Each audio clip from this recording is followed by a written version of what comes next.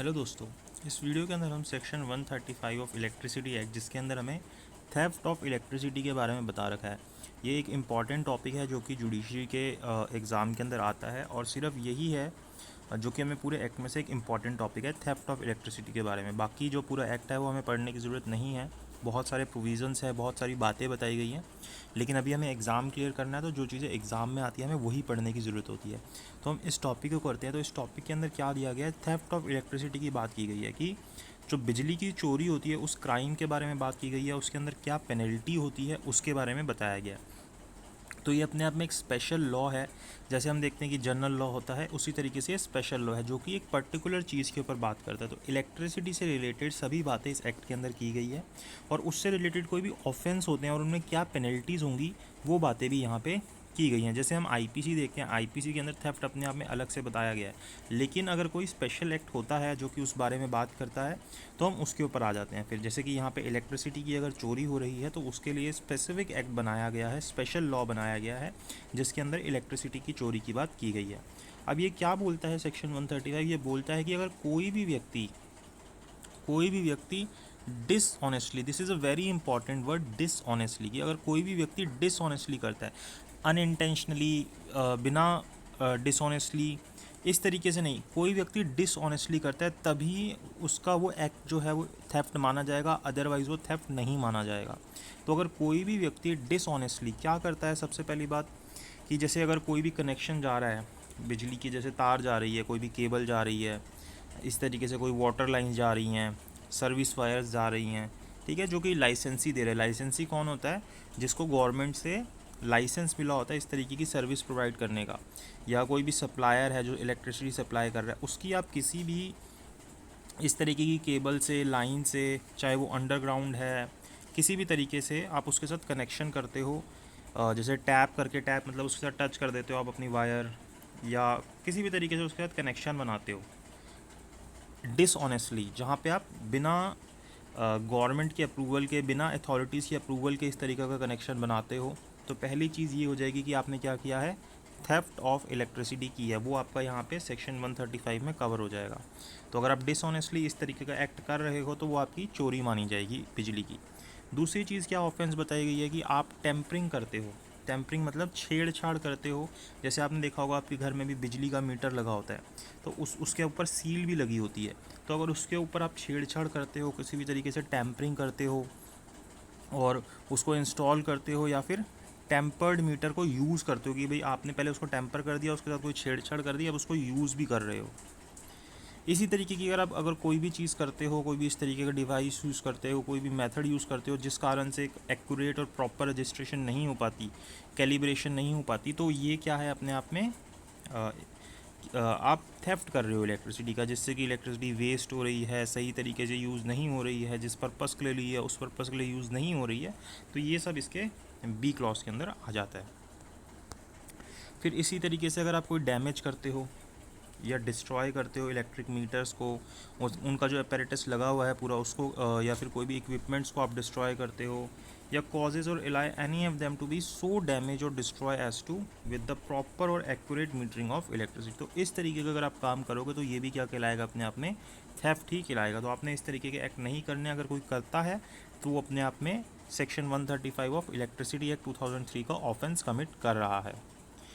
और आगे और क्या चीज़ें करता है, मान लो कोई इलेक्ट्रिसिटी यूज़ करता है वो इन टेम्पर्ड मीटर से, जो उसने जो ऊपर क्लॉज बी के अंदर मीटर टेम्पर किए थे, अब उसको टेम्पर करा,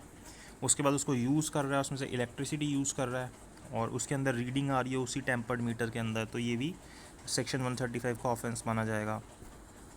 इसके अलावा इलेक्ट्रिसिटी को यूज़ करता है उस पर्पज़ के लिए जो कि उसने, जिस पर्पज़ के लिए उस इलेक्ट्रिसिटी को नहीं लिया था, जैसे कि अब उसने लिया था रेजिडेंशियल पर्पज़ के लिए, लेकिन उसको कमर्शियल पर्पज़ के लिए यूज़ कर रहा है, तो ये भी अपने आप में क्या है, थेफ्ट है इलेक्ट्रिसिटी का। भाई उसको जो अथोराइजेशन मिली थी वो किस चीज़ के लिए मिली थी, कि आप रेजिडेंशियल पर्पज़ के लिए यूज़ करो, लेकिन आपने कमर्शियल के लिए यूज़ कर लिया उसको, तो इस तरीके का अगर एक्ट होगा तो वो भी थेफ्ट के अंदर ही आएगा। इसमें से किसी भी तरीके से वो इलेक्ट्रिसिटी को यूज़ कर रहा है, एब्स्ट्रैक्ट कर रहा है, कंज्यूम कर रहा है, तो उसको अब यहाँ पे पनिशमेंट मिलेगी। वो पनिशमेंट कितनी होगी, इम्प्रिजमेंट मिलेगा उसको, जो कि 3 ईयर्स तक का हो सकता है, और उसके साथ फ़ाइन भी लग सकता है, या दोनों भी हो सकते हैं। अब यहाँ पे इसके प्रोविज़ो में बोला है कि फ़ाइन कितने तक का होगा, तो यहाँ पे इसने एक लिमिट रखी है कि अगर आप 10 किलोवाट से ज़्यादा की चोरी करते हो, थेफ्ट करते हो तो अलग बताया है, और 10 किलोवाट से ऊपर की करते हो तो अलग बताया है। तो अब यहाँ पे कह रहा है अगर जो आपने लोड जिस कंजम्पशन आपने की, एब्स्ट्रैक्ट किया या कंज्यूम किया, वहाँ पे आपने 10 किलोवाट से ज़्यादा नहीं किया, 10 किलोवाट से आप नीचे नीचे रहे, तो वहाँ पे जो आप पे फ़ाइन लगेगा, भाई सज़ा तो आपको हो ही रही है, जो फ़ाइन लगेगा, जो भी एक्यूज़ होगा उसके अंदर, अगर वो पहली बार इस चीज़ को करता हुआ पकड़ा जाएगा तो 3 गुना फ़ाइन उसके ऊपर लगेगा। जितना भी उसको फाइनेंशियल गेन हुआ, जितने भी उसने अपने पैसे बचाए उससे ये चोरी करके, तो जितना उसको गेन हुआ उसका 3 गुना उसको एज अ फ़ाइन पे करना पड़ेगा। और अगर मान लो दोबारा से फिर करता है या सब्सिक्वेंट कन्विक्शन होती है, उसको बार बार इस तरीके का ऑफेंस कर रहा है, 10 किलोवाट से कम की चोरी कर रहा है, तो वहाँ पे उसके ऊपर 6 गुना तक का फ़ाइन कम से कम लगेगा। तो यहाँ पे 3 गुना तक का लग रहा है कम से कम। अब अगर दोबारा करते हो तो आपके ऊपर 6 टाइम्स जितना आपको फाइनेंशियल गेन हुआ है उसका 6 गुना आपको देना पड़ेगा। आपने 100 रुपये बचाए थे तो आपको सरकार को, गवर्नमेंट को 600 रुपये देने पड़ेंगे। तो ये अगर 10 किलोवाट से कम करता है कोई व्यक्ति, और अगर मान लो 10 किलोवाट से ज़्यादा करता है तो पहली कन्विक्शन के ऊपर जो वही गेन है वो वही 3 गुना लगेगा। और अगर सेकंड या सब्सिक्वेंट कन्विक्शन करता है, मतलब फर्स्ट टाइम पे तो दोनों में ही सेम है, और सेकंड या सब्सिक्वेंट करता है तो जो उसका सेंटेंस है इम्प्रिजमेंट का वो 6 महीने से कम का नहीं होगा। अब उसके ऊपर पक्का होगा कि 6 महीने की जेल उसको होगी, जो कि अब 5 साल तक की भी हो सकती है। 5 साल, 6 महीने से 5 साल, 6 महीने पक्का है उसको जेल जाना ही पड़ेगा, और 5 साल तक भी हो सकता है। वो देखा जाएगा कितना अमाउंट है, किस तरीके का ऑफेंस किया है, और साथ साथ फ़ाइन भी लगेगा, प्लस यहाँ पे पक्का लगेगा फ़ाइन, जो कि 6 गुना होगा कम से कम, 6 गुना से कम नहीं होगा। तो जितना उसको गेन हुआ उसका 6 गुना उसको पे करना पड़ेगा, 6 महीने कम से कम जेल जाना पड़ेगा, जो कि 5 साल तक भी हो सकता है। तो ये चीज़ जो है, अगर कोई इस तरीके की चोरी करता है तो उसको इतना ऑफेंस मिलेगा। ये आपके एग्ज़ाम में क्वेश्चन पूछा जा सकता है। अब यहाँ पे प्रोविज़ियो देता है कि अगर मान लो अब कोई पर्सन है, उसने अगर सब्सिक्वेंट दोबारा, एक तो बता दिया कि सब्सिक्वेंट सेकंड टाइम अगर कोई इस तरीके का ऑफेंस करता है, चोरी करता है, मतलब एब्स्ट्रैक्ट करता है, कंज्यूम करता है, यूज़ करता है इस तरीके की इलेक्ट्रिसिटी, या फिर अटेम्प्ट भी करता है करने के लिए इस तरीके के एक्सट्रैक्शन को, कंजम्पशन को, जो कि 10 किलोवाट से ज़्यादा का करता है, 10 किलोवाट से कम के लिए नहीं है। अगर सेकंड टाइम अगर वो 10 किलोवाट से ज़्यादा फिर से करता है इस तरीके की चीज़, तो उस पर्सन को डिबार कर दिया जाएगा, उसको बिजली ही नहीं दी जाएगी, कि जो बिजली की सप्लाई है उसको वही नहीं की जाएगी। कम से कम कितने टाइम के लिए, 3 मंथ से कम के लिए नहीं, मतलब कम से कम 3 महीने के लिए उसकी बिजली काटी जाएगी, जो कि 2 साल तक के लिए भी हो सकती है। और बाकी किसी सोर्स से भी उसको फिर डिबार कर दिया जाएगा कि उसको इलेक्ट्रिसिटी नहीं मिलेगी, तो अब उसकी इलेक्ट्रिसिटी ही बंद कर दी जाएगी, उसको किसी भी तरीके से इलेक्ट्रिसिटी दी नहीं जाएगी। जेल भी जाएगा 6 गुना, वो फ़ाइन भी देगा, जितना गेन हुआ है वो भी देगा 6 गुना। अब 2 साल तक या 3 महीने तक उसकी बिजली भी नहीं आएगी। तो इस तरीके से उसके ऊपर ये चीज़ें की जाएंगी। और फिर आगे प्रोविज़ो के अंदर और बात बोलता है कि if it is proved that any artificial means और means not authorized by the board or licensed or supplier as a case may be exist for the abstraction, consumption or use of electricity by the consumer, it shall be presumed until the contrary is proved that any abstraction, consumption or use of electricity has been dishonestly caused by such consumer। तो इस चीज़ को consume कर लिया, presume कर लिया जाएगा अगर इस तरीके की कोई भी चीज़ मिलती है, आर्टिफिशियल मीन्स मिलता है, ठीक है, जो कि ऑथोराइज नहीं है बोर्ड के द्वारा या लाइसेंसी के द्वारा, और आप उसको यूज़ कर रहे हो अपनी बिजली को एब्स्ट्रैक्ट करने के लिए, कंज्यूम करने के लिए या यूज़ करने के लिए, तो कोर्ट या लॉ ये कहता है कि आपको ये प्रिज्यूम करना पड़ेगा कि आप उसको डिसऑनेस्टली कर रहे हो। अदरवाइज़ आपको प्रूफ करना पड़ेगा कि मैं इसको डिसऑनेस्टली नहीं कर रहा था। तो ये अब आपके ऊपर बर्डन ऑफ प्रूफ आ जाएगा, क्योंकि आप बोल रहे हो कि आपने उसको डिसऑनेस्टली नहीं किया है। फिर यहाँ पे 1A ऐड किया गया, जिसके अंदर ये बताया गया कि जो लाइसेंसी है, मतलब जो भी बिजली सप्लाई कर रहा है, जो भी सप्लायर है, वो क्या करेगा, जैसे ही उसको इस चीज़ की इन्फॉर्मेशन मिलेगी कि कोई भी बिजली चोरी हो रही है इस तरीके से, तो इमीडिएटली उसको पावर दी गई है कि वो उस व्यक्ति के जो भी इस तरीके से थेफ्ट कर रहा है उसकी बिजली का जो सप्लाई है वो डिसकनेक्ट कर देगा, उसको वो इलेक्ट्रिसिटी सप्लाई नहीं करेगा। और जो पर्सन जाएगा अब इस लाइसेंसी की तरफ से या सप्लायर की तरफ से,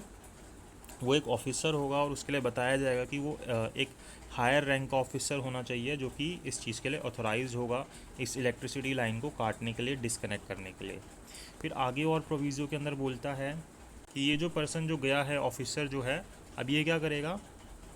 जो भी कंसर्न पुलिस है, जो भी जुरिसडिक्शन का पुलिस स्टेशन है, वहाँ पे जाके रिटर्न के अंदर इस ऑफेंस के बारे में बताएगा कि इस तरीके का ऑफेंस कमिट हुआ है। विद इन 24 आवर्स जब भी वो डिस्कनेक्शन करता है ये वाला, तो उसके विद इन 24 आवर्स में वो अपनी रिटर्न कंप्लेंट पुलिस स्टेशन में जाके दे देगा। फिर आगे और प्रोविज़ो के अंदर क्या बोलता है कि अब जो हमारी लाइसेंसी था या जो सप्लायर था, जो भी था, अब अगर जो व्यक्ति जिसने इस तरीके की थेफ्ट की थी, अब ये जो लाइसेंसी है, सप्लायर है, वो एक अमाउंट कैलकुलेट करेगा कि इसने इतने अमाउंट का थेफ्ट किया है, इतने अमाउंट की चोरी की है इलेक्ट्रिसिटी की, और ये पर्सन जो है जिसने की थी वो उतना अमाउंट डिपॉजिट कर देता है। तो अब यहाँ पे वो क्या करेगा कि जो अथॉरिटी है वो विद इन 48 आवर्स जब उसने वो अमाउंट डिपॉजिट किया है, उसकी जो सप्लाई है बिजली की वो वापस से ऑन कर देगा। तो ये सबसेक्शन 1 के अंदर दिया गया है हमें 135 के। फिर सबसेक्शन 2 के अंदर बोलता है कोई भी ऑफिसर, किसका, लाइसेंसी का या सप्लायर का, जिसको ऑथराइज़ किया गया है स्टेट गवर्नमेंट के द्वारा इस बिहाफ पे, उसको ये पावर्स दी गई हैं क्या कि वो किसी भी प्लेस के अंदर एंटर कर सकता है, मतलब कहीं भी घुस सकता है, कोई भी चीज़ इंस्पेक्ट कर सकता है, ब्रेक ओपन कर सकता है, जैसे कोई अगर दरवाजे पे ताला लगा हुआ है, कोई नहीं खोल रहा है, कोई भी प्लेस को जाके सर्च कर सकता है, प्रीमाइसिस को, जहाँ पे भी उसको रीज़न टू बिलीव है कि जो इलेक्ट्रिसिटी है वो अनऑथराइजली यूज़ हो रही है या फिर यूज़ हो चुकी है, हुई है, जो भी चीज़ है। तो अगर इस तरीके की कोई चीज़ है तो उसको पावर दी गई है कि वो जाके वहाँ पे इंस्पेक्शन कर सकता है, ब्रेक ओपन कर सकता है, सर्च कर सकता है।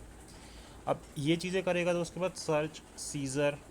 जितने भी डिवाइसेस हैं उनको रिमूव करने की पावर, इंस्ट्रूमेंट्स को रिमूव करने की पावर, वायर्स को रिमूव करने की पावर, जितनी भी अदर फैसिलिटेटर हैं, जितनी भी चीज़ें हैं, वो सारी पावर्स इसको दी गई हैं जहाँ पे भी अनऑथराइज यूज़ ऑफ इलेक्ट्रिसिटी हो रहा है। अब इसके अलावा वो क्या कर सकता है, कोई भी बुक्स जो होती हैं, अकाउंट्स की जो बुक्स होती हैं या डॉक्यूमेंट्स होती हैं, उनको भी एग्जामिन कर सकता है, सीज़ कर सकता है उनको, जो कि उसको लगता है कि यूज़फुल हैं।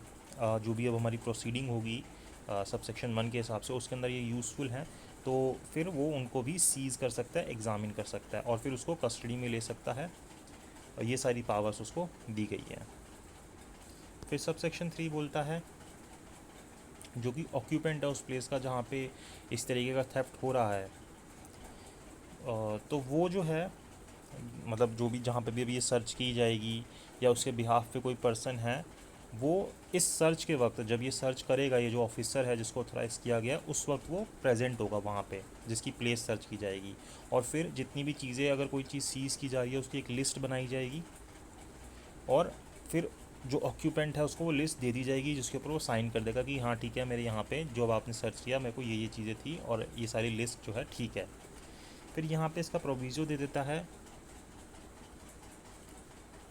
कि इस तरीके की कोई भी जो इंस्पेक्शन, सर्च या सीज़र है, वो किसी भी डोमेस्टिक प्लेस या डोमेस्टिक प्रोमाइसिस में नहीं होगा सनसेट के बाद और सनराइज़ के पहले। मतलब कि जो रात का समय है, शाम के 6 बजे जब भी सनसेट होता है, उसके बाद और सनराइज़ से पहले इस तरीके का कोई भी इंस्पेक्शन नहीं होगा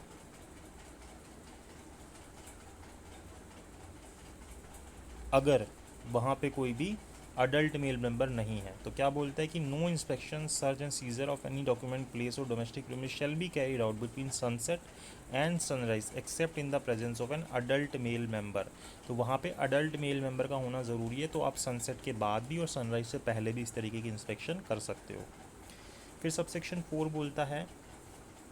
कि जो हमारा CRPC है उसके अंदर जो हमारे प्रोविज़न्स है सर्च के, सीज़र के, वो सारे इसके ऊपर अप्लाई होंगे सर्च एंड सीज़र के इस एक्ट के अंदर भी। तो ये हमारा मेन सेक्शन है, सेक्शन 135। बाकी हम थोड़े से और सेक्शन है 136 से 151, वो भी थोड़े से इंपॉर्टेंट, लेकिन सबसे इंपॉर्टेंट सेक्शन 135 है जिसको हमने कवर किया। आई होप आपको समझ आया हो। अगर आपको इसमें कोई भी डाउट हो तो आप कमेंट बॉक्स में कमेंट कीजिएगा, आप मुझे व्हाट्सएप पे मैसेज कर सकते हैं। अगर आपको वीडियो अच्छी लगी हो तो लाइक, शेयर, सब्सक्राइब ज़रूर कीजिएगा। और अगर आपको मेरी कोचिंग ज्वाइन करनी हो,